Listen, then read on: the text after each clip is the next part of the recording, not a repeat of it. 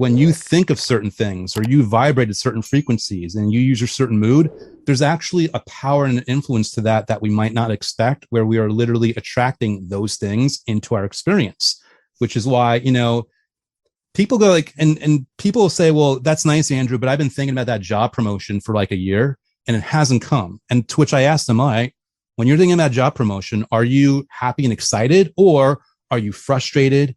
And are you pissed off, and are you impatient? Because if you are, you think you're thinking about the job promotion, but you're actually thinking about the lack of the job promotion, which is why you're so upset.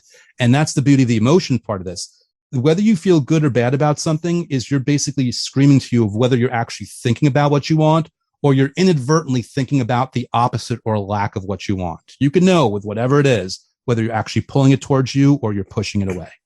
Yeah, that comes back to awareness. And I think that's one of the key concepts that I had to learn, was just being absolutely aware of, am I thinking about what I want, or am I really just focusing more on what I don't want? So like recently I had my car was just having all these problems, and I kept thinking, man, this car sucks. I can't wait till I have my next car. This car sucks.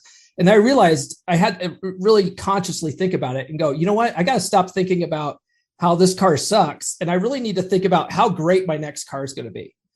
Man, this next car is going to be so awesome. This next car. And now I have a brand new truck. So, and I paid for it with cash. So it's like, you really have to be aware. You have to be in the moment and be conscious of those thoughts, right?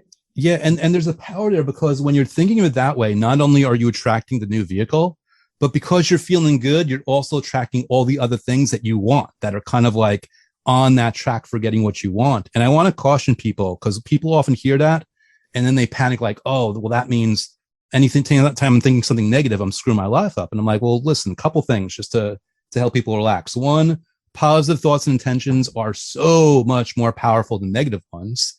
Two, we are in a human experience and you're going to have an ebb and flow of emotions. And three, the trick to not letting those bad emotions really screw up your life is to not judge yourself for it, to not beat yourself up for having the bad thought, but more you notice it when you notice it, you acknowledge it, and then you pat yourself on the back for pivoting in the other direction.